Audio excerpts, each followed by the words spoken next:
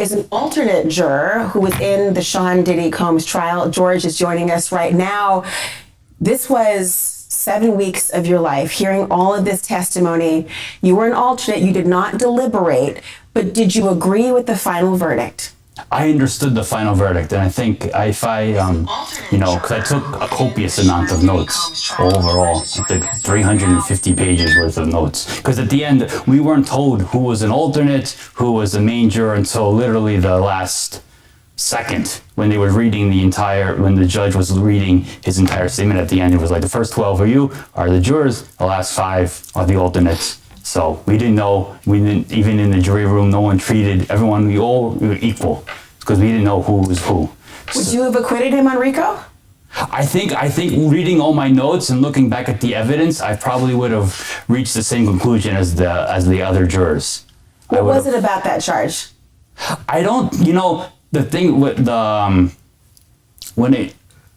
because we were asked and the judge had instructed us that we have to find him guilty beyond a reasonable doubt. Mm-hmm. And I think there was always a little bit of doubt in people's mind. And I think it was a tough case to prove, especially the first one. And there was always a little bit of doubt there, even from the beginning. Why did you doubt? I think some of the charges, some of the witnesses, if you look at it one way, but then when you were listening to the defense, you could see it's their way as well. Were there any witnesses that made you think, I don't believe this? There was one that I think unanimously we kind of all said like, wow, like it was almost like watching like TV. It was like like when I think her name was Dawn Richard, the one. Mm-hmm. When she on cross-examination. I mean, I never saw such a cross-examination. It was very impressive to watch. What was it about it? I think just how the defense, got into her and really made her, look very not credible. I mean, I even wrote in my notebook that it was like a takedown. Really? And that was pretty early on. That was pretty early on.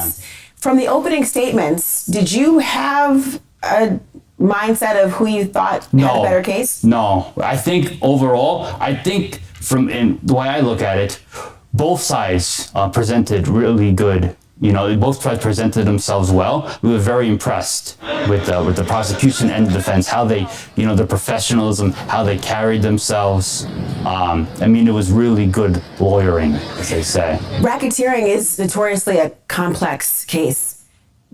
Did you feel that the prosecution presented enough evidence to support that there was even an enterprise? I think they did the best that they could, but I think it was a tough case to prove. Why? When you look at the charges, kidnapping, arson, forced labor, the government had one side, but then the defense, they had some pretty good rebuttals to it. So that I think added some doubt always, and I think in people's mind. You didn't hear from some of the people the government said were co-conspirators, like employees, like Christina Karam, for example, or D-Rock. Yeah. Did that affect your thoughts about the case? I don't think so. No. Would you have wanted to hear from them? We always thought that maybe we would hear from them, but maybe we also understood maybe why they wouldn't be called. Why? Because maybe they didn't want to testify, or they wouldn't really be proving the case, or maybe it would be not advantageous to be called. So.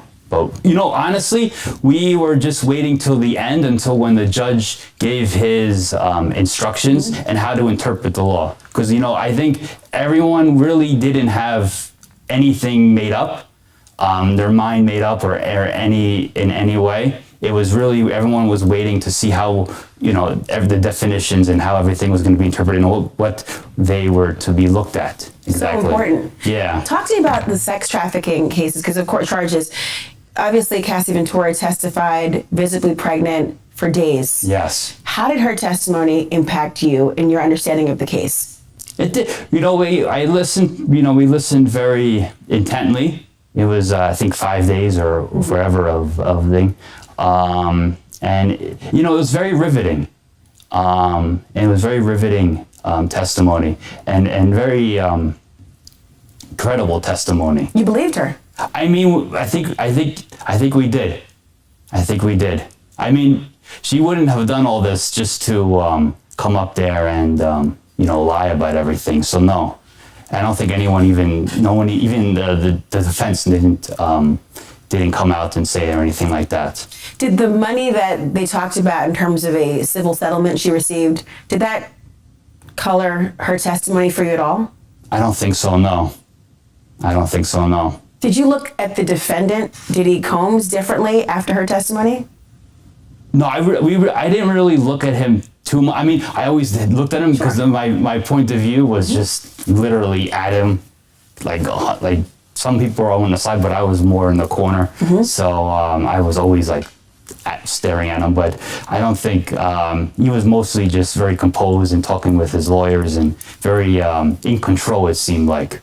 Because I think I'm not really familiar too much with cases and I don't really follow, cases in court, so I don't know how defendants usually act. But sometimes what I've heard in from the news is that some defendants, they just sit very stoically. They don't interact with their lawyers. They just let their lawyers talk and go. But he was very, talking with them, writing notes, doing that. So you could tell that he was. He was fighting for himself. You saw some very graphic images, videos. You heard very sexual and graphic details. What was that like, hearing that? And how did it impact how you viewed the case? No, they were very graphic. And, but I think overall, we were looking at it from like one side, and it was definitely riveting and eye-opening. What did you see on the videos? The press wasn't able to see it in real time. Yeah.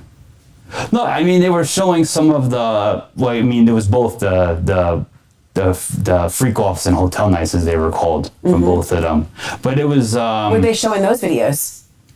They showed, the defense and the prosecution showed different clips, so they were very selective. Like the prosecution was showing more, just Cassie just sitting around. The defense showed that. Defense showed that, yeah. Just her sitting around not engaging in sexual activity. Yes. For the prosecution, when you had to have your headphones on and otherwise, what were you seeing then? There was sexual activity, but I mean, it wasn't really. Was it forced? It didn't seem forced. It was actually like pretty tame. Really? Yeah. Did she? It was just a lot of. So, not like everybody think. It wasn't this super crazy freak off and people was doing this and people was doing that. He said the videos they seen were tamed, regular sexual videos. Of rubbing oil and stuff on there. It wasn't anything too graphic, I would say. Let me ask you, this jury that deliberated did not find sex trafficking when it came to Cassie Ventura. They also didn't find it when it came to Jane. And I want to ask you about Jane in a moment. But did it surprise you when it came to Cassie Ventura that they did not convict on sex trafficking? No, I think it was a difficult thing to prove, and I think there was always some doubt, whether, because I think what the judge says, it has to be forced, and I think the defense did show some messages where it didn't seem that it was forced. Oh, her text messages when she talked about it. Yeah. That was really important to you to consider. I think that was one aspect. Yes. Did that make you feel that it was consensual? It did seem like it. Yeah. Talk to me about Jane. Even in the videos and everything seemed very consensual. Really? Yeah. How about with Jane? Obviously. So, he said as a jury member, they don't believe they were being forced. They believed everybody was participating, like a lot of people and Diddy supporters been saying. everybody was willing participants until he realized you wasn't gonna be in a freak off no more. You wasn't gonna live this life no more. And Diddy moved on. Then everybody wanted to sue. And what hurt Cassie was Young Miami. When Young Miami came along and started doing freak offs better and more, and she got pushed to the side, then she wanted to sue. She testified for several days, very emotional at times. It was, yeah. What did you think of her credibility? Did you believe her? I think it was very again riveting, long testimony, and I did believe her, at least on some parts. Some parts were a little bit didn't add up as much. Seemed a little strange. What part seemed strange to you? One part for me that seemed a little strange was the night, I think, when Jane was in, when they had the fight. Yeah. It just, the timing seemed a little like you going from like one closet to another closet to it just, something didn't add up there. How about So he also saying they didn't believe Jean, which we know was 50 Cent baby mama. Some parts of her story didn't add up. Same thing about Cassie. Some parts of his story didn't add up, which we all knew. impact when you heard that her rent was being paid or her lawyer is being paid by the defendant? Did that surprise you? That was surprising, yeah, and it was that it was still being paid. What did you think when you heard that? Wow, it was surprising. I want to ask you as well about, obviously I'm talking about Diddy as if I know him. Like, we know his name because he's, this very famous person. Did the fact that he was so famous, did that impact you in any way? Did you know him? No, I did not know him. Did you know his music at all? No, I didn't really listen to his music. So seeing him was just a stranger? Pretty much. I know of him, and I know, but I don't really follow his music or the rap industry. Hey, it's only like one or two of y'all in here. Can you hit the like button, the share button, the subscribe button? Help this small channel get bigger, please. In general, so that might have been why. I think a lot of the jurors, I think if you look at their backgrounds, I don't think they were, they didn't follow this or that. That's probably why they were chosen. I was never expected to be chosen, to be honest. Yeah? Well, I wasn't even looking for this at all. Who would be, Yeah, right? exactly. But let me ask you, the other jurors, when you would talk to them, I know you weren't allowed to deliberate at all in this, but when Yeah. you talked to them, were they familiar with who he was? Did his celebrity status seem to impact them at all? No, I don't think so, no. I think everyone was really waiting for the interpretation of the law.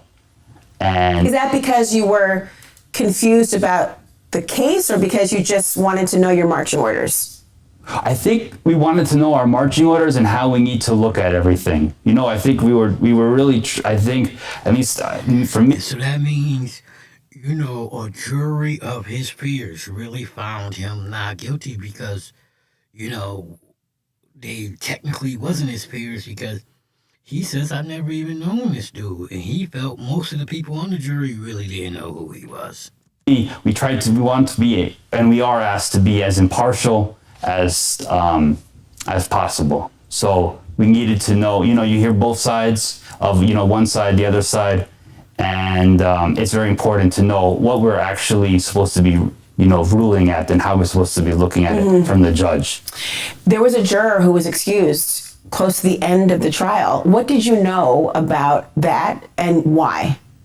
We weren't told, what happened.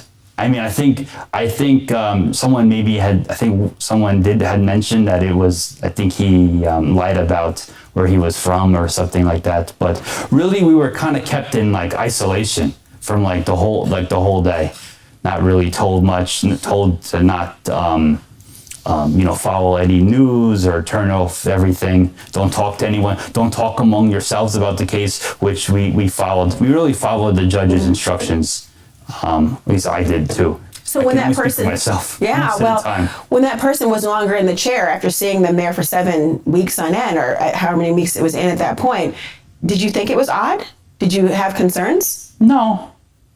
I mean, that's why they have, they call 18 people, because then they knew it was a long case, and there's probably going to be someone's going to get sick or someone's going to drop out. So that's why. So, would you have wanted to hear Diddy testify? Would it have made a difference to you?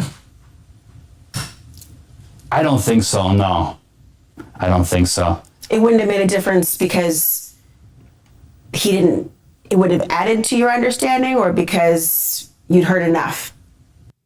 It wouldn't have made a difference, lady, because it didn't prove their motherfucking case. That's basically the bottom line. You tried to do everything but ask him that. Ask him, it wouldn't have mattered because they didn't prove their case. It's just that simple.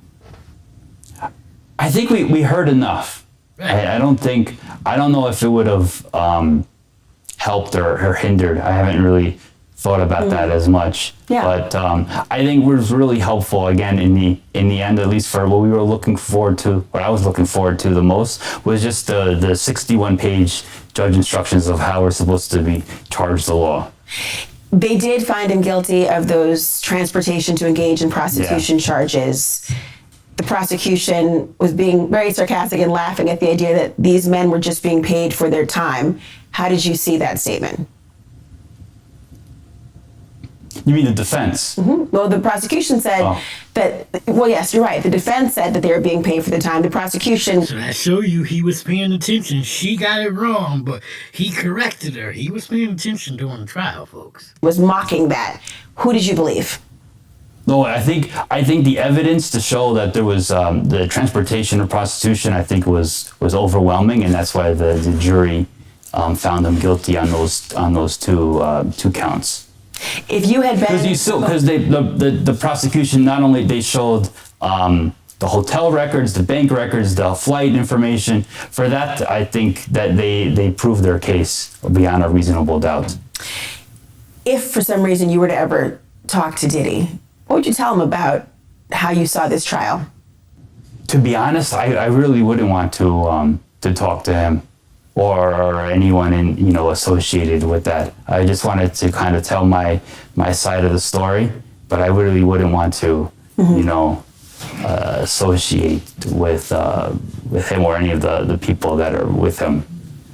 Can I ask you one more question? Sure. It's about the video from the Intercontinental Hotel that you saw Yes. a lot. Yeah, it was. Was it? Did you see it? Sometimes they did it like frame by frame by frame. What did you think of that? Did you see it enough? Too much? Too little? What?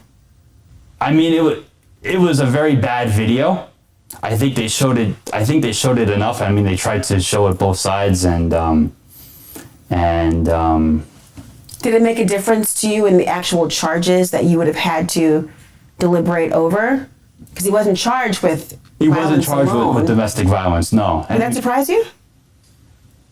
No, because I don't think domestic violence is a federal crime. So. Did it cloud the way you saw the rest of the charges by seeing that video? No, I think we looked at just what we were supposed to be, what the judge had said we were supposed to look at, and then based off of the evidence that was presented to us, they ruled in that way. Do you think he should go to prison? That's for the judge to decide. I mean, he was found guilty on both counts. So we're the sentencing is not up to us. Mm-hmm. It's not up to me. It's up to the judge, who was by the way, we were all impressed with the judge and how he was. So that the jury, I can't speak for the jury because I was an alternate, mm-hmm. but I think we all really much liked the judge on this case. We found him to be very fair, very stern. He was no nonsense. But, the way he conducted himself, at least from what we saw, because again, we only saw, the beginning, they always had, when they had sidebars, they would have the white noise, so mm-hmm. couldn't actually hear what's being discussed, but we were always impressed with the judge. Hundreds of pages of notes, weeks of trial. Thank you for telling us what you were thinking. No problem. Thank you. So there you have it. One of the juries, the alternate jurors in Diddy case has spoken, and they pretty much feel that the prosecution didn't prove their case. And The charges that he was found guilty on proved the case. They didn't believe some of what Cassie said. They didn't believe what some of Jane Doe said. They definitely didn't believe what Don said, the girl from Diddy Dirty Money Group. So, he was judged, the man was judged by his peers, and they found him not guilty of 3 of the 5 counts. There it is. I present you with the facts. I give you my opinion on those facts. And if you like how I do that, click that like, share, subscribe, hit the bell. Click all so you can get notifications every time I drop one of these videos. And if you're one of these people who's out here mad that Diddy only got found guilty on 2 of 5 charges, cut the shit. That part.